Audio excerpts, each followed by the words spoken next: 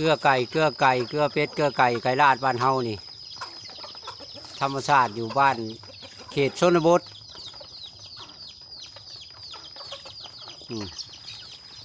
ใส่ซุงขังยามเช้ามาปล่อย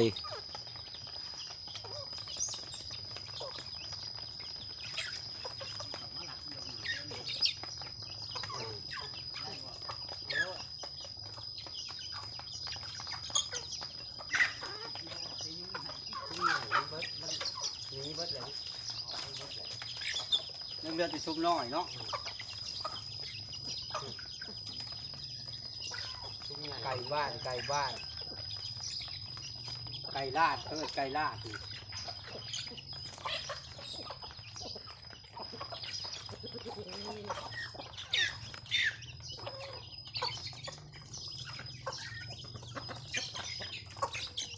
เขตบ้านนอกบ้านนาธรรมชาติเขตชนบท